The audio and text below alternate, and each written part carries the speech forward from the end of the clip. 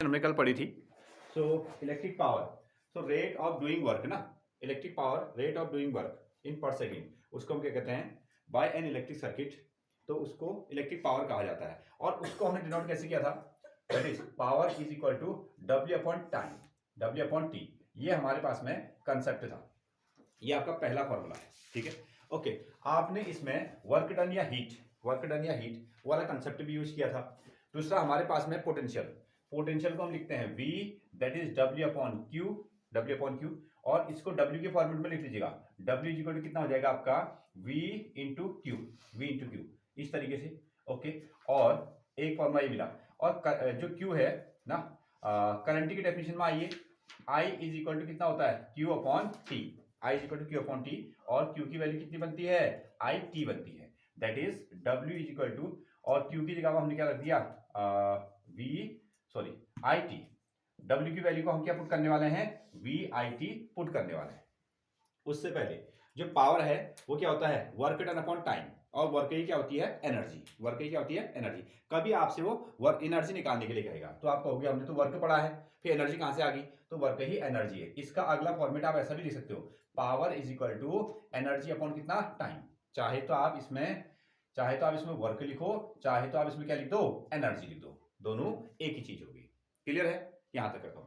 आगे तो W की वैल्यू हम यहां से पुट करते हैं, तो P इज इक्वल टू, ये W की वैल्यू पुट की जा रही है, V इंटू आई इंटू टी, और अपॉन में भी क्या है, अपॉन में भी आपका T है, एक चीज। और T से हमने T को कैंसिल आउट कर दिया, तो क्या मिल रहा है, P is equal to V I. P is equal to कितना मिला, VI मिल गया।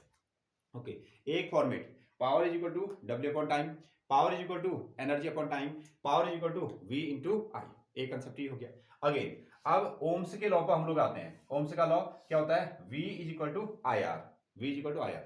नया फॉर्मेट, इसमें वैल्यू रखो, तो P is equal to, V के जगह में लिख लो आप I, और R साथ में भी क्या है आपके पास में I है, कैपिटल या स्मॉल आप कुछ भी लिख सकते हो। ओके, इसको हम लोग मल्टीप्लाई करते हैं तो कितना बनेगा, I इंटू आई का कितना हो जाएगा, I square R, I square R. तो पावर का जो नया फॉर्मेट है दैट इज क्या बनेगा, आई स्क्वायर आर, ये अगला फॉर्मेट बन जाएगा। ओके, अब ऐसा करो, इसमें आई की वैल्यू रख दो, यहाँ ओम्स लॉ से आई की वैल्यू को रख देते हैं। तो आई की वैल्यू अगर हम रखेंगे तो कितना बनेगा, V upon R, V upon R बनेगा। इधर पर आते हैं तो power is equal to I की वैल्यू रखो V अपॉन आर, और इसका है स्क्वायर, तो इन दोनों का आप स्क्वायर कर दो, साथ में लगा दो आप R, ऐसा कर लो। तो क्या मिलेगा आपको, VR, आई थिंक VR, हाँ, V स्क्वायर अपॉन आर ना। तो इसमें हमने स्क्वायरिंग किया तो कितना मिल गया, V square upon R square, और इसमें एक R को इसमें कैंसिल कर दो तो कितना आ गया, V स्क्वायर अपॉन आर। ये अगला फॉर्मेट आ गया। क्लियर है। पोटेंशियल का आपने यूज किया, पोटेंशियल को आपने वर्क के फॉर्मेट में लिख दिया, वर्क इज इक्वल टू कितना हो गया आपका, VIT, ऐसा। और यहां से आपने करंट की डेफिनेशन से Q को इसमें रिप्लेस कर दिया, यहां आ गए वापस। Power work upon time, power energy upon time, that is यहां आपने वर्क की वैल्यू रख दी तो एक फॉर्मेट आ गया, power is equal to V into I. ठीक है, अगला फॉर्मेट, अब आपने आई की वैल्यू रख दी कहां से, ओम्स लॉ से, सॉरी V की वैल्यू रख दी ओम्स लॉ से, अगला फॉर्मेट बन गया आपका आई स्क्वायर आर। फिर इसी फॉर्मूले में आपने फिर से ओम्स लॉ में क्या किया, आपने आई की वैल्यू रख दी, जब आई की वैल्यू रखी तो वही फॉर्मेट क्या बन गया, V स्क्वायर अपॉन आर बन गया, V स्क्वायर अपॉन आर। और फाइनल, अब अगर हम देखें तो power is equal to work upon time कह सकते हैं, power is equal to energy upon time कह सकते हैं, और again power is equal to कितना, VI कहा जा सकता है, VI कहा जा सकता है। और पावर की value I square upon R, that is I square upon R कह सकते हैं, और पावर की वैल्यू कितना, V स्क्वायर अपॉन आर भी आप कह सकते हो। जब आपको वर्क अपॉन टाइम दिया होगा ऐसे पावर ही आएगा, एनर्जी अपॉन टाइम दिया होगा ऐसे भी निकाल सकते हैं, और पोटेंशियल और करंट दी है तो तब भी आप डायरेक्टली पावर निकाल सकते हैं, करंट और रेजिस्टेंस है तब भी आप पावर निकाल सकते हैं, वोल्टेज और रेजिस्टेंस है तब भी आप पावर निकाल सकते हैं। ओके, देखो, हाँ पहले इसको हम बनाते हैं, इसको आप बनाइए और उसके बाद में इसका यूनिट का भी महत्व है, ठीक है। हाँ, उसका यूनिट नोट डाउन। तो यूनिट क्या बनेगी पावर की, एक यूनिट तो आप ना डायरेक्टली फॉर्मूले से बनाएंगे, यूनिट ऑफ पावर लिख दिया ना सबने। हाँ, अगला पॉइंट है आपका यूनिट ऑफ पावर, पावर की जो यूनिट बनेगी, यहां से देखिए बताओ, वर्क को हम किस में लिखते हैं, जूल में। वर्क को किस में लिखा जाता है? जूल में लिखा जाता है। और टाइम को किस में लिखा जाता है? सेकंड में। तो जूल पर सेकंड इसका क्या बन गया? यूनिट बन गया। ठीक है, लेकिन अब समस्या ये है, ये बड़ा यूनिट हो गया, हमको क्या चाहिए? एक छोटा यूनिट चाहिए। तो पावर की क्या यूनिट होती है? हाँ, SI unit of power. SI unit of power is equal to कितना? वॉट। ये क्या बनेगी आपकी? वॉट बनेगी। और वॉट को हम कैसे लिखते हैं? डब्ल्यू से आप इसको रिप्रेजेंट करते हो, डब्ल्यू से रिप्रेजेंट करते हो। एक चीज ये बन गया। ओके, हाँ, नोट करें, नोट कीजिएगा। SI unit of power is what, और जनरल यूनिट क्या बनेगी? जूल पर सेकेंड। क्या बनी? जूल पर सेकेंड। ओके, हाँ, इसके बड़े यूनिट भी होते हैं, बड़े यूनिट। जैसे अगर आपको कहा गया किलोवाट ना, 1 किलोवाट, किलो को कैसे लिखेंगे? के 1 किलोवाट ना, 1 साथ में आपका kilowatt, 1 kilowatt, that is 1 kilowatt की वैल्यू कितनी होगी? किलो का मतलब क्या होता है? 1000, that is 10 to the power 3 watt, 1000 watt, ऐसा कर सकते हैं। हाँ, नंबर 2, 1 मेगावाट ना, मेगावाट, 1 मेगावाट, इसकी वैल्यू कितनी हो जाएगी? 3 जीरो और जोड़ दो, 10 की पावर कितना? 6 वाट, 10 की पावर 6 वाट। अगेन, हाँ, एक और आपका रहता है horse power. Horse power, horse power कितना होता है?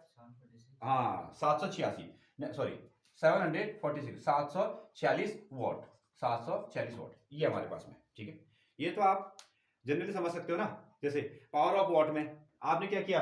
टाइम किया, सॉरी, आपने क्या किया? वर्क किया, और वर्क करने के लिए आपने क्या की? एनर्जी को खर्च किया होगा ना। फिर आपने देखा आपकी तो वॉट लग गई, नहीं कहते हो आप थक गए, तो इसलिए वॉट, इसका यूनिट क्या बना दिया? वॉट बना दिया गया। ये किलोवाट हो गया, ये मेगावाट हो गया, और ये क्या हो गया आपका? Horse power. दैट इज, जैसे देखो, जब इन्होंने हॉर्स पावर बनाया होगा उस वक्त क्या थे? उस वक्त तो आपके पास में गाड़ी घोड़े नहीं थे, तो किसका? हॉर्स का यूज किया जाता था ना। हाँ, तो एक हॉर्स पावर का मतलब कितना हो गया? 746 वॉट। इस तरीके से अब एक डेफिनेशन जो बनेगी पावर की, एक डेफिनेशन तो ये थी, work done upon time. Work done upon time को हम क्या कहते हैं? ठीक है, किसी इलेक्ट्रिक सर्किट में पर यूनिट सेकंड में जो वर्क किया गया होगा उसको हम इलेक्ट्रिक पावर कहते हैं। ठीक है, और एक डेफिनेशन किससे बनेगी? इसके फॉर्मूले से। ठीक है, एक डेफिनेशन जो है इसके आपने इस तरीके से लिखी, और दूसरी डेफिनेशन हम क्या बनाएंगे? इसके फॉर्मूले से। अगेन, हो गया। हाँ, तो देखिए अब 1 वॉट क्या है ना, डेफिनेशन ऑफ 1 वॉट, एक तरीका ये मिला आपको 1 वॉट, वो कहेगा कि आपको क्या करो?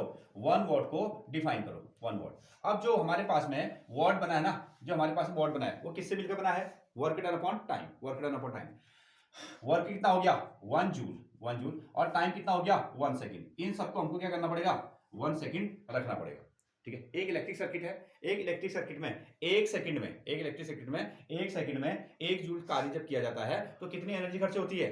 1 वॉट एनर्जी खर्च होती है। आप इसको अपने शब्दों में भी लिख सकते हो। ओके, जनरली अब देखो, ये फॉर्मूला हमको हमेशा याद रहता है कि भैया पावर की यूनिट क्या होती है? Joule upon second, that is what होती है। दूसरी डेफिनेशन जो बनाते हैं वो हमेशा यहां से बनाते हैं, यहां से।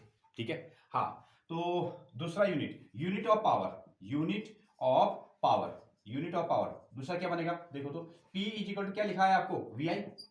P इज इक्वल टू क्या लिखा है? VI, ऐसा हमने लिखा है। तो इस हिसाब से क्या बनेगा? पावर तो वॉट ही बनेगा, पावर क्या होगा? वॉट ही होगा, दैट इज 1 वॉट। पावर बन गया आपका 1 वॉट, लेकिन किसको लेकर? इनको लेकर।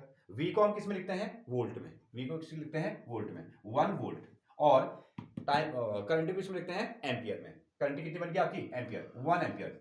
एक इलेक्ट्रिक सर्किट है, एक इलेक्ट्रिक सर्किट है, उसमें 1 एम्पियर की करंट खर्च हुई, 1 एम्पियर की क्या हुई? करंट खर्च हुई। उस 1 एम्पियर की करंट कहां से हमको मिली? 1 वोल्ट के वोल्टेज से मिली। ठीक है, तब जाके इलेक्ट्रिक सर्किट में कितना वर्क हुआ होगा?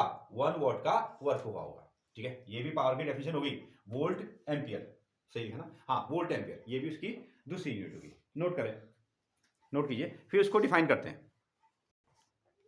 तो जूल सेकेंड के फॉर्मेट में भी आप इसको डिफाइन कर सकते हो, और जनरली आपको वोल्ट और एम्पियर, वोल्ट और एम्पियर इसका किसका यूनिट होता है, ऐसा भी क्वेश्चन पूछा जाता है ना। तो हम तो याद हमको रहता है क्या?